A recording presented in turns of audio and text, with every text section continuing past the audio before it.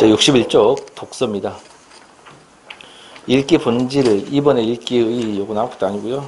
읽기 과정도 아무것도 아닙니다. 읽어보시면 되겠네요.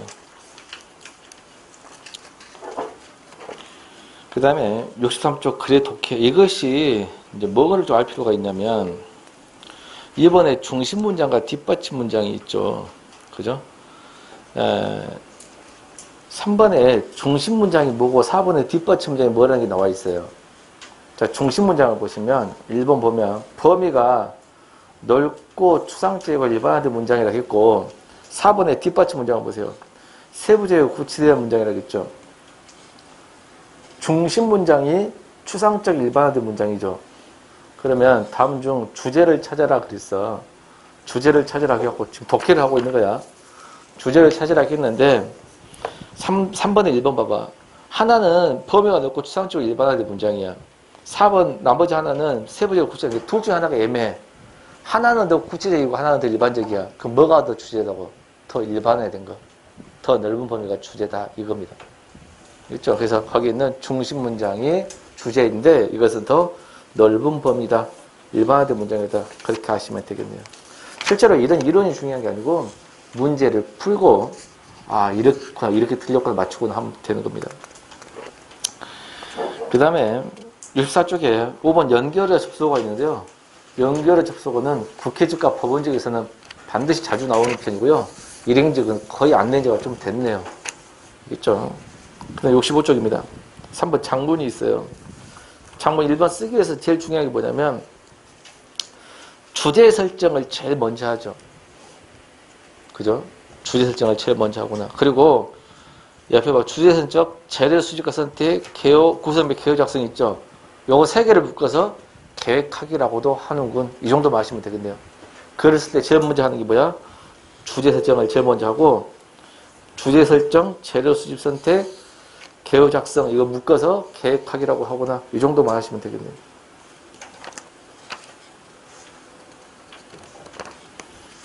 그 다음에 표현하기 고쳐쓰기 하면 되겠죠. 이제 그게 나와 있는 게 66쪽의 제목들입니다. 요거는 그것만 하시면 돼요. 그 다음에 67쪽 메뉴 한번 봐볼래요? 메뉴 위에 박스를 보시면 태고의 원칙과 절차가 있습니다.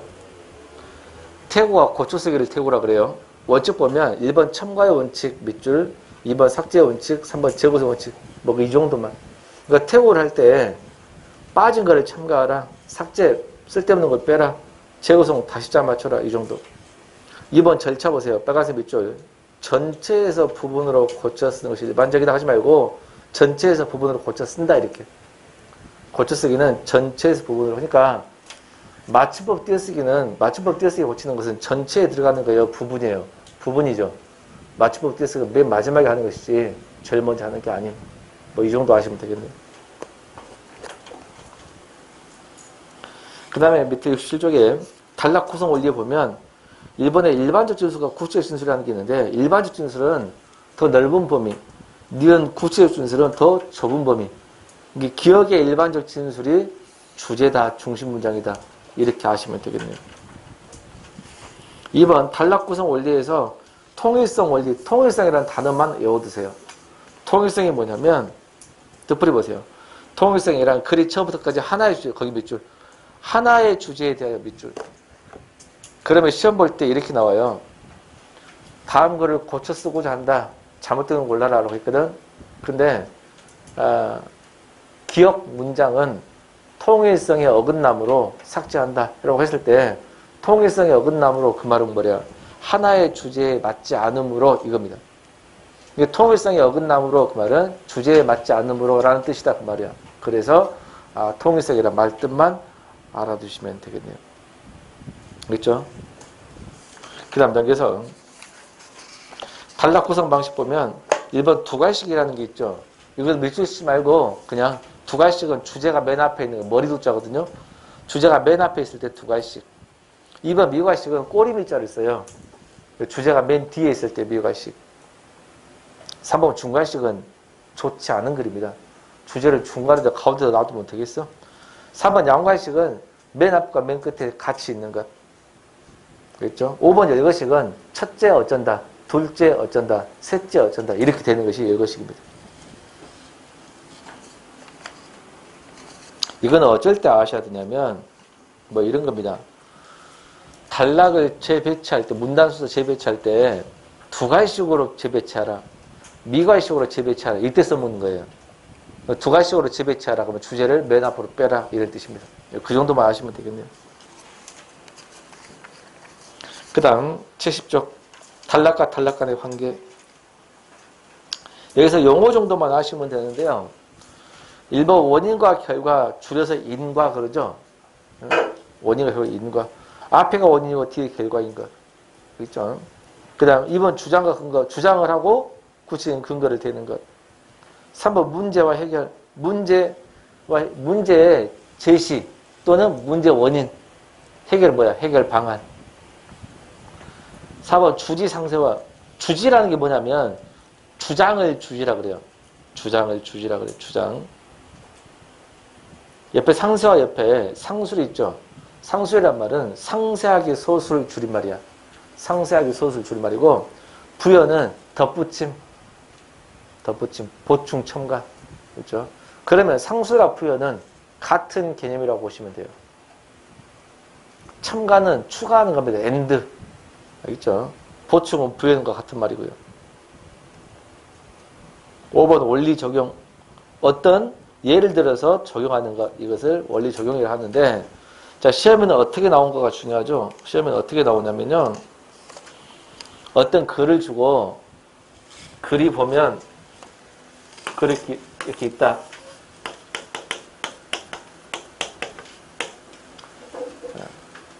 가와 나 글은 서로 어떤 관계냐? 원인과 결과다. 주장과 근거다. 문제와 해결 방안이다. 이렇게 물어본다고. 알겠죠? 좀 더 달리하면 기억 문장이 있고 니은 문장이 있어. 니은은 기억의 근거가 되는 문장이다. 이런 식으로.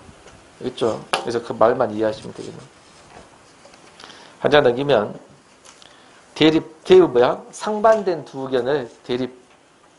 전제와 결론. 이거 뭐냐면 결론을 가르고 주지라고 돼요. 주지가 주장이거든. 주지 앞에 있는 것을 전제라고 그래요. 무조건 주지 앞에 있으면 전제입니다. 전제는 뭐야? 주지 앞에서 근거가 되는 것.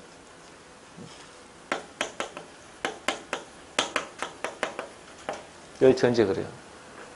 주지는 주장을 주지라고 그래요. 그러면 상술이나 부연이 있어. 이거 뭐야? 반드시 주지 뒤에서 덧붙이는 거죠.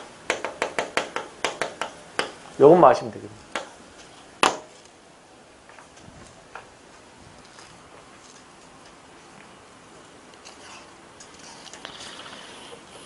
그 다음에 여러 가지 글이 나와 있죠. 한 장 넘기면.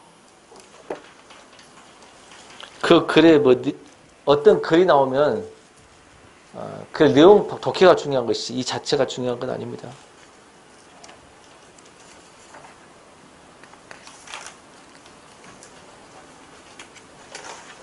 한 장 넘기면 논술문도 마찬가지입니다.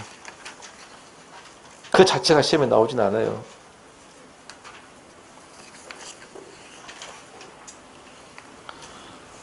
그 다음에 81쪽부터 어떤 글들이 나와 있죠.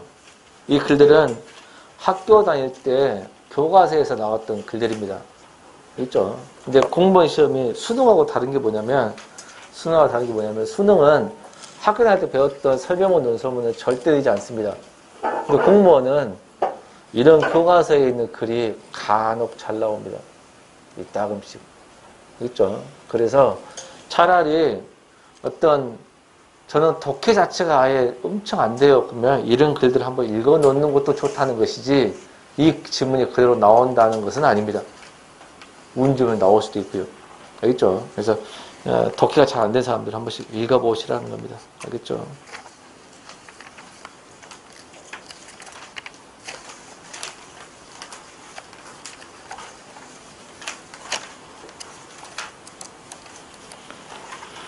그러면 다 됐네.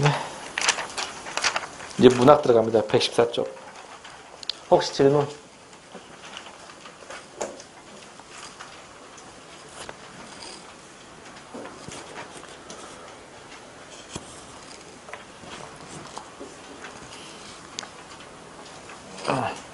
자, 문학이기에 보시면 문학 이론 이런 거 나오지 않고요. 용어만 좀 알아두세요. 용어만.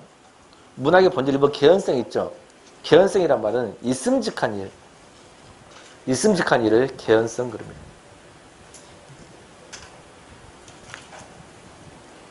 쭉 내리면 문학의 기원이 있습니다.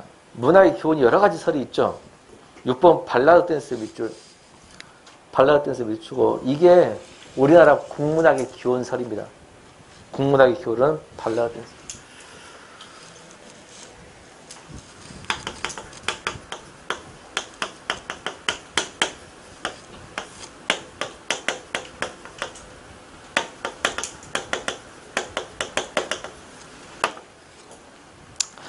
발라드 댄스가 뭐냐면요.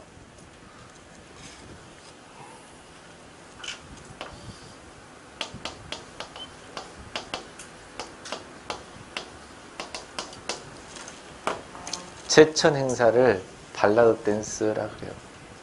그러니까 발라드 댄스의 그 말은 제천 행사에서 국문학이 생겼다라는 겁니다.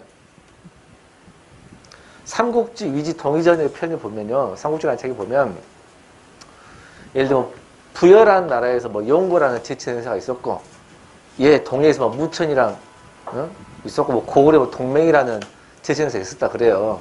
그러면 그때 또 일반적인 이렇게 제천 행사는 하늘의 제사를 지내는 거잖아. 그럼 내용이 있어 없어? 내용이 있지. 전염병을 없게 해달라든가 아니면 다른 민족 침입 없게 해달라든가 아니면 뭐 건강하고 안녕을 유지한다든가 등등 이런 내용이 있을 거 아니야. 그죠? 아니면 비 좀 내리게 해달라든가 이런 내용이 있겠지. 그거 혼자서 해, 여러 명이서 해. 여러 명이서 하지. 물론 제사장이 대표를 하겠지만 여러 명이서 하잖아. 그리고 어떤 뭘 해주기를 바라는 거 아닌가? 그러면 제사장이 주문을 외워. 이게 오늘날 시 같은 것이 됐고 노래가 됐을 것이고 예? 술도 먹고 거기 음식 먹고 하다가 춤도 추면 그게 오늘날 무용 연극이 됐을 것이고 라는 겁니다. 알겠죠? 그래서 여기에서 우리 문학이 시작됐을 것이다. 근데 이런 제천 행사는 당시에는 아주 원식인 거죠. 예술은 예술인데 종합예술이네. 음악도 있고 춤도 있고 시도 있고 다 있으니까. 근데 원식 이거를 뭐라고 하냐면 원시 종합예술이라고 이야기하죠. 여기에서 생겼을 것이다 라는 겁니다. 그러면 당시에는 집단적이야 개인적인 거야? 집단적이죠.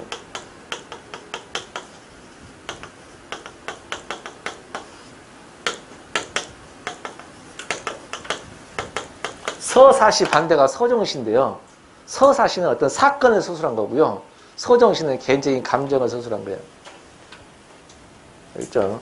그래서 집단적인 서사시 출발했을 것이다. 오늘날에는 시스라고 하면 개인적으로 쓰죠. 개인적인 이야기 아닌가? 지금 개인적인 서정시로 바뀌는데 예전에 집단적인 서사시로 출발했을 것이다. 자, 문학의 기능 보시면요. 1번 교훈적 기능이라는 게 있네. 문학은 지금 목적을 말하면 목적. 어떤 역할을 해야 되는가? 교훈을 줘야 돼, 독자한테. 2번 아니다. 쾌락을 줘야 돼. 즐거움을 줘야 돼. 그러니까 문학작품 읽었으면 즐거움을 줘야지 하는 겁니다. 그러면 3번은 뭐야? 아니다. 둘 다 합치면 되죠.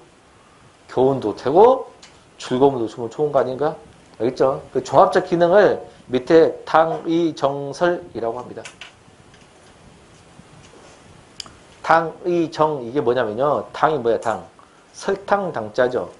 의자는 오디자고요. 정자는 알약이라는 뜻인데요. 알약이 너무 써. 약효는 뛰어난데 먹기가 힘들죠. 그러니까 당의 알약에다가 설탕옷을 입힌 거예요. 그러면 입에 막 들어갈 때는 설탕옷 때문에 달지. 이제 삼키면 약효가 발생하겠지. 이렇게 종합적 기능. 그러니까 입에 들어갈 때는 달아야 돼. 책 읽을 때는 즐거워야 돼. 쾌락적 이기에다가 읽고 나면 교훈을 줘야 돼. 이거를 종합적 기능을 당의정설이라고 한다. 이 정도만 하시면 되겠네요. 용어만 하시면 돼요. 용어만. 넘깁니다. 문학할래. 문학할래 기준 1번에 기억에 운문문학 있고 사문문학이 있죠. 운문은 운율이 있는 글을 운문. 산문은 운율이 없는 거를 산문 그럽니다. 주로 시조가 운율이 있으니까 운문. 소설, 수필 이런 것들은 산문. 2번 구비문학과 기록문학이 있죠. 구비, 입에서 입으로 전해지는 문학을 구비문학, 다른 말로 구전문학이라고도 합니다. 입에서 입으로 전해지는 거. 니은 기록문학, 문자로, 한자로 기록됐든지 훈민정 한글로 기록됐든지 이걸 기록문학 이랍니다. 구비문학이 먼저였을까? 기록문학이 먼저였을까? 구비문학이 먼저 발달했겠죠. 3번 표현형식에 따른 갈래. 거의 3분법하고 4분법이죠. 4분법. 4분법 빨간색 밑줄. 시험은 4분법을 냅니다. 왜냐하면 여러 가지 설이 있는데 공무원에서 인정하는 것은 4분법을 인정하거든요. 그래요? 그래서 밑에 한국문학의 갈래 박스 있죠? 똑같은 말인데 별표 치고 서정, 서사, 극, 교술.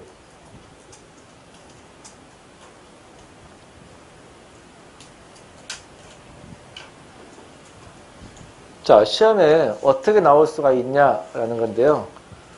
다음 중 한국문학의 종류를 4분법에 의해서 4개로 나눴습니다. 서정, 서사, 극, 교술로 나눴을 때 이것은 어디에 들어가냐 이렇게 물어보는 거야. 소설은 당연히 서사 갈래로 들어가겠죠. 이해돼? 시조는 뭐야? 서정 갈래에 들어가겠지. 희곡은 당연히 뭐야? 극 갈래에 들어갈 거 아닌가. 그죠? 이런 식으로. 수필은 교술 갈래에 들어가고요. 그래서 종류 해당된 갈래를 아셔야 됩니다. 근데 이게 쉬운 것 같지만 상당히 어려워요. 어렵다고.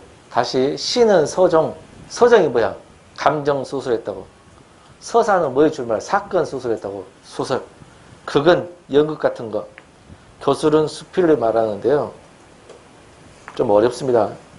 그 내용 파트를 다 아셔야 돼요.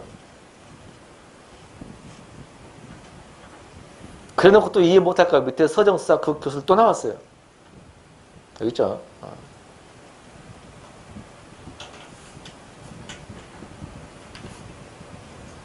자, 한 30초 줄 테니까 그거 서장 살려 서사 쭉 외워. 그 박스 있는 거.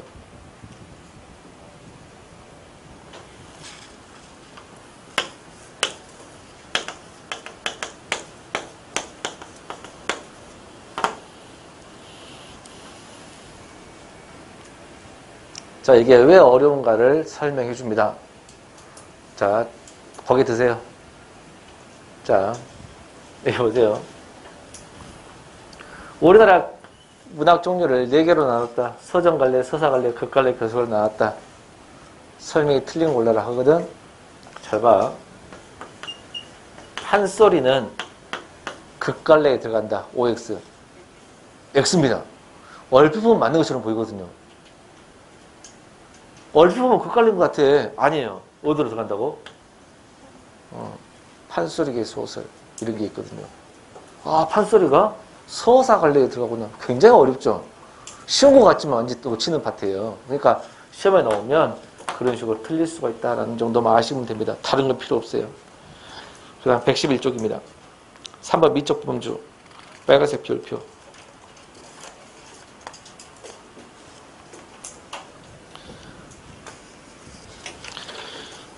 자, 미적 범주 중요한데 일단 밑줄을 칩니다. 있어야 할 것과 있는 것이 있어야 할 것에 의해 융합을 이룰 때 나타나는 비개념 밑줄. 그게 숭고미. 2번 우아미. 있는 것과 있어야 할 것이 쭉 밑줄. 있는 것에 의해 융합을 이룰 때 나타나는 비개념 밑줄 치고 우아미. 한 장 넘겨서 118쪽 비장미. 있는 것과 있어야 할 것이 상반되면서 있는 것을 부정하고 있어야 할 것을 긍정하면서 나타나는 비개념 밑줄 치고 비장미. 마지막 골개미. 있어야 할 것과 있는 것이 상반되면서 있어야 할 것을 부정하고 있는 것을 긍정하면서 나타나는 미갈래 밑줄 치고 골개미. 로마지 하나도 못 알아먹었잖아. 그래? 봅시다.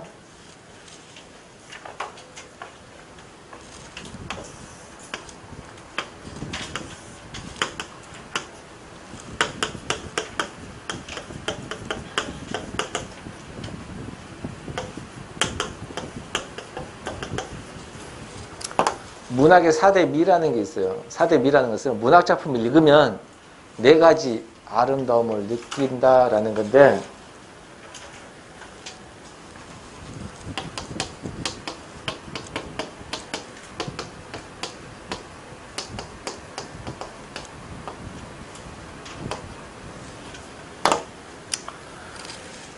자, 이렇게 가잖아. 이렇게 가면 있는 것. 그럼 반대로 왼쪽으로 가면 어떻게 하는 거? 없는 것. 자, 그 말은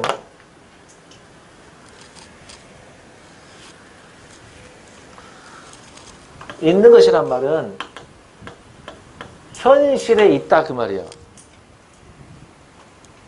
지금 현실 공간에 있다 그 말이야. 그러면 없다라는 것은 뭔 말이야? 현실에 있다 없다. 현실에 없어. 그러니까 있어야 된다 그 말이야. 이해된가? 있어야 된다 그 말이야. 그게 없잖아. 또는 못 이룬 거야. 그거 알겠죠? 다시 있는 것, 없는 것. 오른쪽 가면 있는 거고 왼쪽 가면 없는 거야. 그럼 봐봐. 우암이하고 골개미는 있는 거야.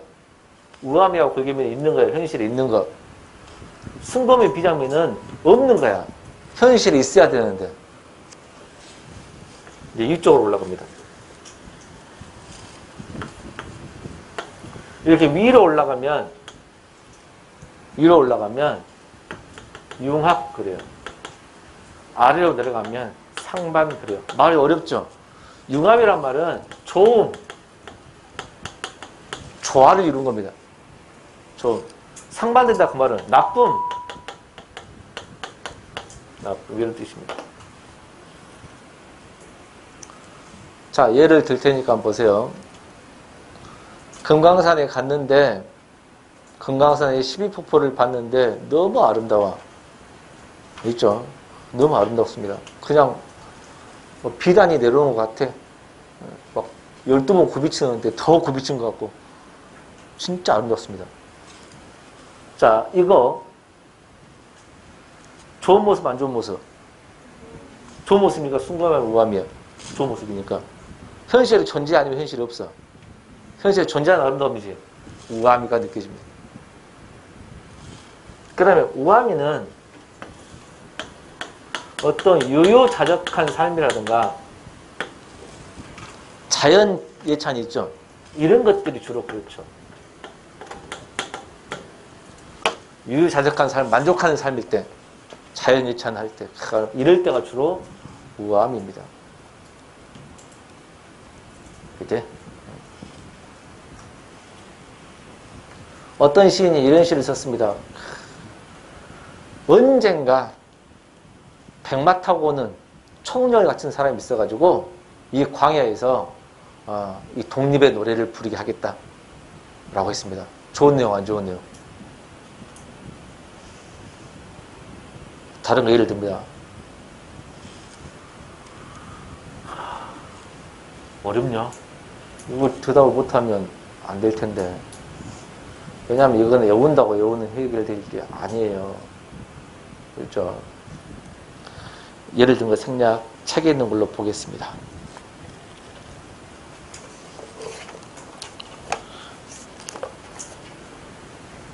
그러면 책에 있는 대로 들어갑니다. 순공이 보세요. 있을 거가 있는 것이 있을 것에 의해 융합을 이룰 때 나타나는 미의 개념했죠.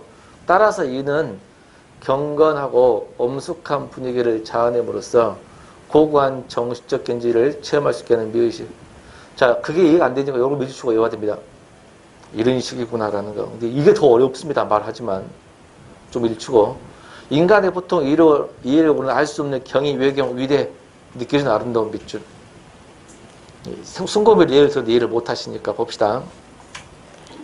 근데 문제는 순검이 예를 든 거에 밑에가 월명사의 제방미가 나와 있는데요. 해석이 안 돼버리죠. 그죠? 그러니까 결국 무슨 미가 느껴지냐라고 하면 현대 문학 작품을 주면 좋을 텐데 고전문학 작품을 주면 결국 해석 문제로 되돌아가는 겁니다. 그죠? 한번 읽어는 볼까요? 뭐 좀 어려운데. 자, 월명사는 스님입니다. 스님이고, 제목이 제망매가 돼 있죠. 이 제자는 제사를 지낸다라는 뜻이고, 망매는 사망한 누이라는 뜻입니다. 죽은 누이를 망매라고 이야기를 하죠. 그래서 제망매가라는 것은 죽은 누이를 제사를 지내는 노래라는 뜻입니다. 내용은 뭐 이런 식이에요. 모든 나뭇가지의 나뭇잎은 가을이 되면 낙엽이 됩니다.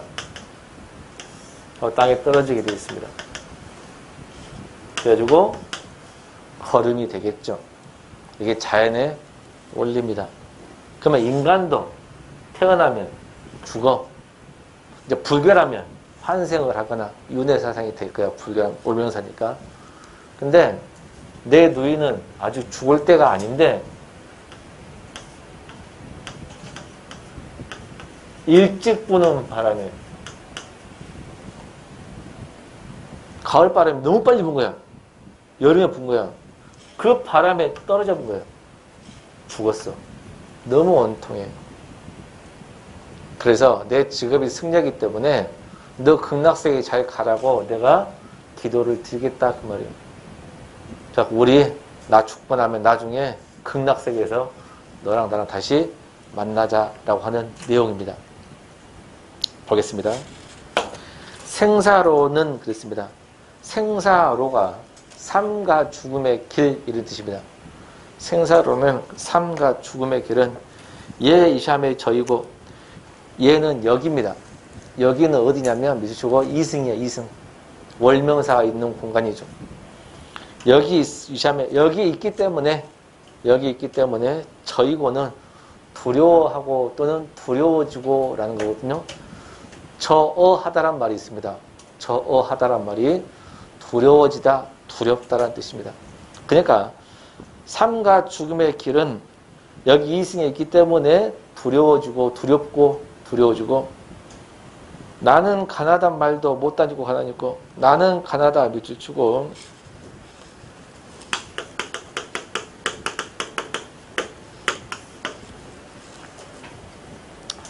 나는 가나다 했는데 이거는 지금 현대법으로 따지면 큰 따옴표가 이렇게 들어가야 돼요.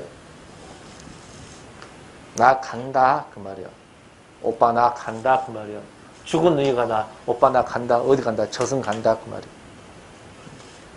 죽은 누이의 말이죠.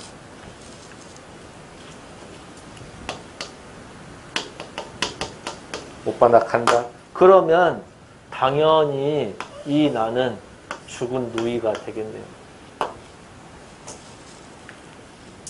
오빠 나 간다는 말도 못 다니고 못 다 이루고 가난히 있고 갔습니까? 나는 간다는 말도 못 다 이루고 갔습니까? 어디 갔습니까? 저승 갔습니까? 그 말은 시름시름 앓다가 죽은 게 아니고 오빠 나 간다는 말도 못하고 죽은 거야. 갑자기 죽었다는 걸 알 수 있습니다. 어느 가살 이른 바람에 어느 가을 이른 바람 일찍 부는 바람 이른 바람 믿으시고 이른 바람에 죽었거든. 씁니다. 누이의 요절암시죠. 누이의 요절암시.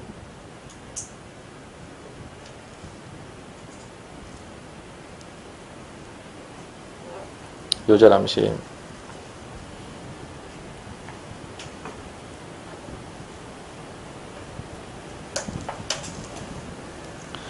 여기저기에 떨어질 잎처럼 잎 다이는 잎답게 잎처럼 그 말이야. 여기저기에 떨어질 잎처럼 일찍 부는 바람에 여기저기 떨어졌다고. 뭐처럼? 잎답게 잎처럼 그 말이야. 떠들 잎 밑줄. 떠들 잎은 떨어질 잎 이런 뜻인데 누구를 비유한다냐면 죽은 누이를 비유한다는 겁니다. 죽은 누이. 떨어질 잎처럼 하단가지 나고 가는 거 못 오는데 하단가지는 한 가지 그 말이야. 한 가지에 나고 한 가지에 태어나고 가는 곳 못해도 가는 곳을 모르겠구나.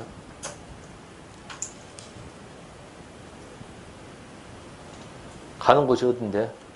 저승이죠. 그러면 한 가지의 밑줄, 하단 가지는 누구냐면 같은 부모겠죠. 한 부모니까. 같은 부모한테 태어나고 어디로 갔는지 모르겠구나. 아, 미타찰은 극락세계를 미타찰 그럽니다. 아, 미타찰에 맛보올라. 극락세계에서 만나볼 내가 그 말이야. 내 동그라미 치고. 극락세계에서 만나볼 내가, 그래서 이 내는 월명사입니다. 그러면 시험에 이렇게 나오겠네. 위에 세 번째 줄 나는 월명사가 아니고 죽은 누이고, 방금 읽었대 밑에 두 번째 맨 마지막에 내는 누구야? 월명사란 걸 알 수 있죠. 같은 사람이 아니에요. 만나볼 내가 도닦아 기들고다 불도를 닦아 기다리겠노라. 불도를 닦아 기다리겠다. 그러니까 불도를 기다릴 테니까 극락세계에서 다시 만나보자 그 말 아닌가? 그래서 좋은 내용이고 못 이뤘으니까 순검이다라는 겁니다.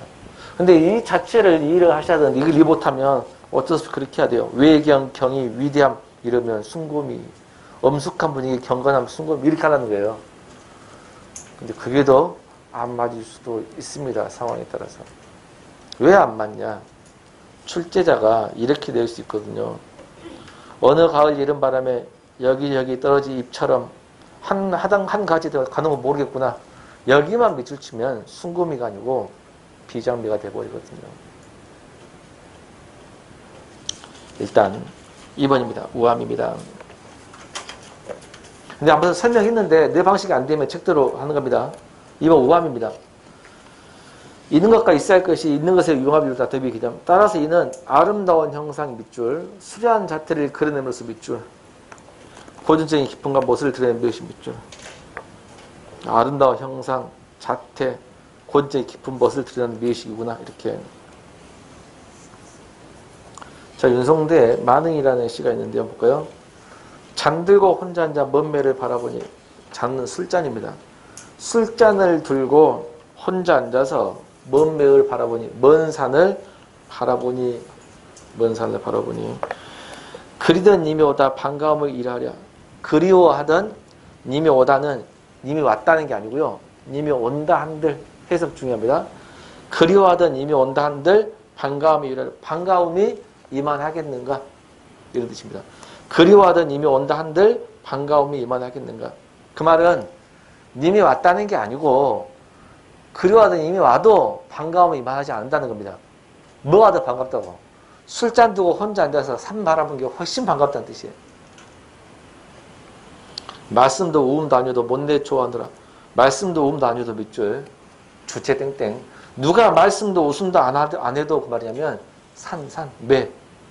본문에 있는 말 매. 산이 말씀도 웃음도 안 해도 못내 좋아하느라. 못내 좋아한다라는 뜻이 되겠네요.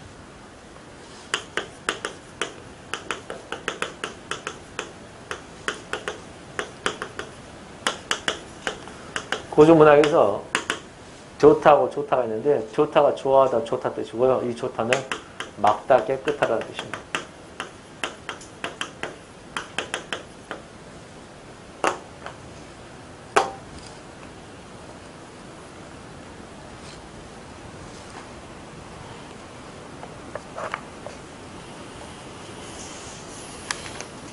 여기서 3번 비장미입니다. 비장미만 볼게요. 있는 것과 있어야 할 것이 상반되면서 있는 것을 부정하고 있어야 할 것을 긍정하는 의미이기 때문에 따라서 이는 그 다음 밑줄 슬픔이 극에 달하는 상태나 한의 정서 표출 밑줄 슬픔의 극에 달하 슬프거나 한의 정서 표출로 인해 형성하는 의미의식을 할 수 있다.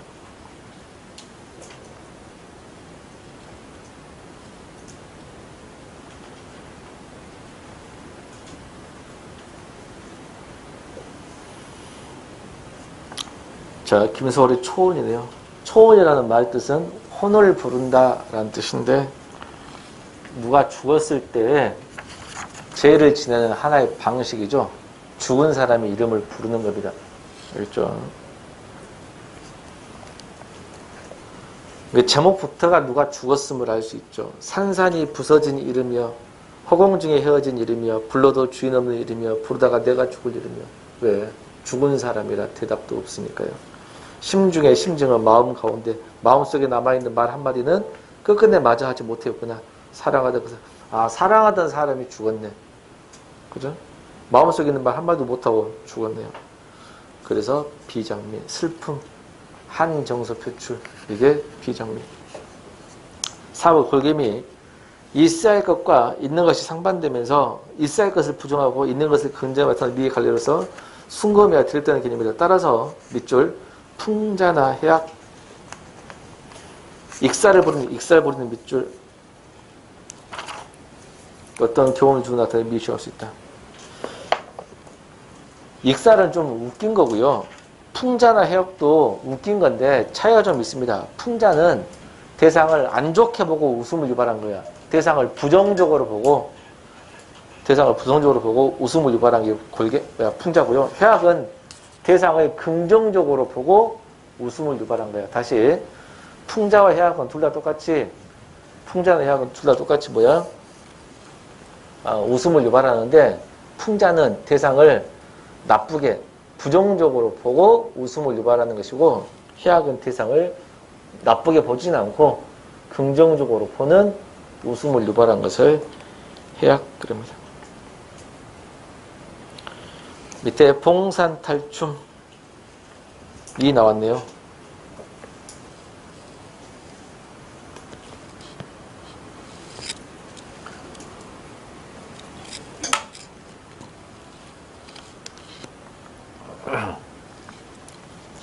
말뚝이가 가운데쯤 나와서 쉬 그랬습니다. 음악과 춤이 멈췄네요. 쉬 하라 그 말은 음악이 멈췄죠. 악공들한테 쉬 조용히 하라 그 말이고 춤도 멈췄죠. 춤도 그만 추라고 배우한테 한 말이죠. 그러면 어떤 대사를 하는데 쉬 하니까 배우들한테도 한 말이지만 음악을 이혼자는 악공들한테도 대화를 하군군. 그게 봉산탈춤, 우리나라 탈춤의 특징입니다. 서양 영국과 차이점. 양반 나오신다 그랬습니다. 양반이라고 하니까 노론, 소론, 호조, 병조, 옥당을 다 지내고 삼정성, 유판서를 다 지낸 태로 재상으로 계신 양반인 줄 알지 마시오. 계잘량이라는 양자에 계달의 소반이라는 반자 쓰는 양반이 나오신단 말이오. 거기 밑줄. 계잘량이라는 양자에 계달의 소반 반자. 이런 걸 뭐라고 하냐면 언어유희라고. 언어유희가 여러 가지가 있지만 여기서 나온 언어유희가 말장난이야. 말장난인데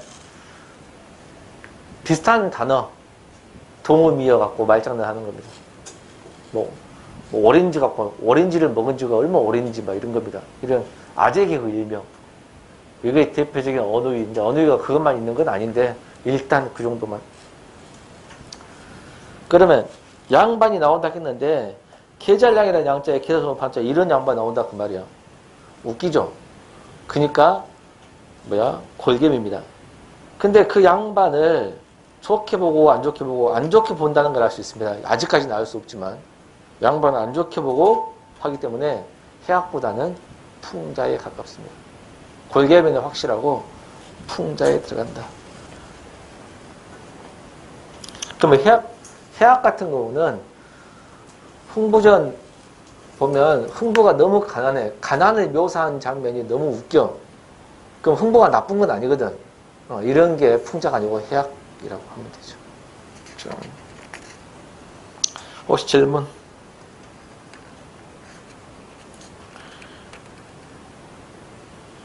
그 다음 119쪽입니다. 문학작품 감상 방법 별표.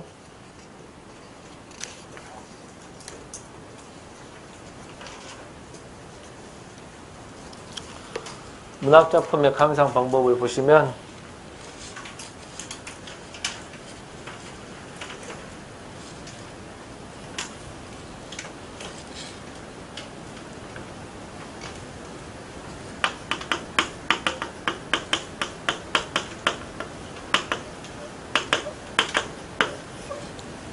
자, 쭉 내리면 1번에 외지적 관점이 있고 한 장을 넘기면 내지적 관점이 있을 겁니다.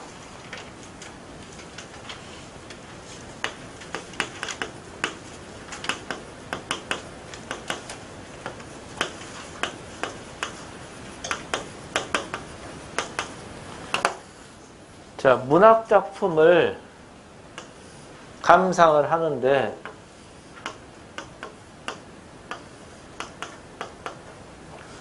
외지적이라는 것은 작품 외적인 겁니다.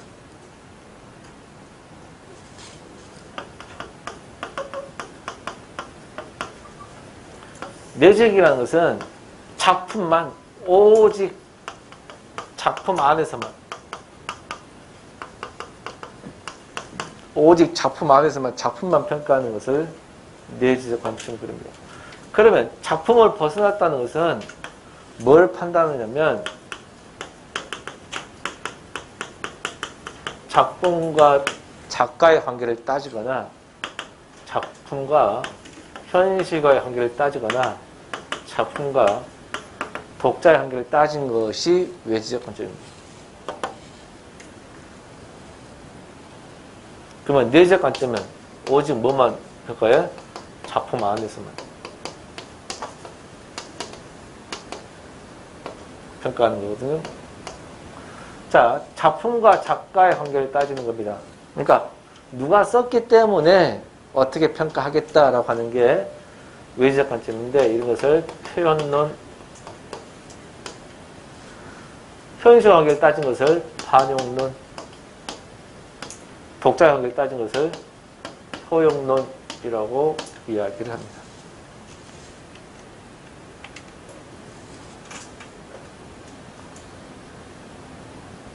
그러면 작품만 평가하는 것도 무슨 론 할 필요가 있겠죠. 그것을 절대론이라고 이야기를 하죠.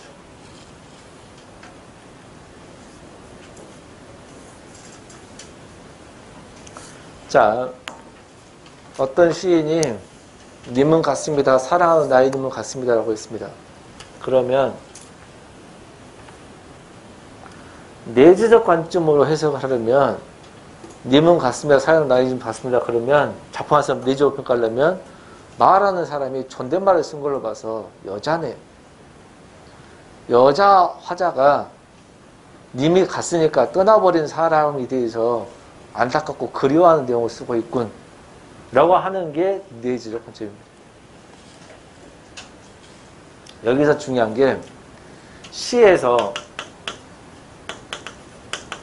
말하는 사람, 말하는 일을 화자라고 합니다. 봐봐, 사랑하는 나이님은 같습니다. 말하는 사람이 여자예요. 여자. 화자가 여자라고. 화자가 등장한 것은 절대론이에요. 작가하고 전혀 다릅니다. 작가는 시인이죠. 시인. 그 시를 쓴 사람은 남자거든요. 만약 이 작품을 시인이 스님이래. 스님이 무슨 떠나버린 사람이 있겠어. 그래서 부처 아닐까? 떠나버린 님은 부처로 봐야 된다 라고 하는 게 표현입니다. 또 혹자는 아니다, 일제시대에 썼대. 떠나버린 님은 조국 아닐까? 빼앗긴 조국 아닐까? 그렇게 해석하는 것이 반영론이야. 그렇죠? 나 어제 사랑하는 사람과 헤어졌는데 이 작품 읽으면서 감동받았어. 눈물 났어. 나에게, 읽는 사람 나에게 어떤 교훈을 줬다. 이런 게 표현이에요. 여기서 중요한 게 뭐냐면 화자가 나오면 표현론이 아니고 내지적 관점이라는 게 엄청 중요해요. 작가가 하려면 시인, 소설가, 작가 이럴 때만 표현론이고 화자란 말 나오면 내지적 관점이라는 게 중요해요. 그것만 아시면 되겠습니다. 다른 거 필요 없습니다.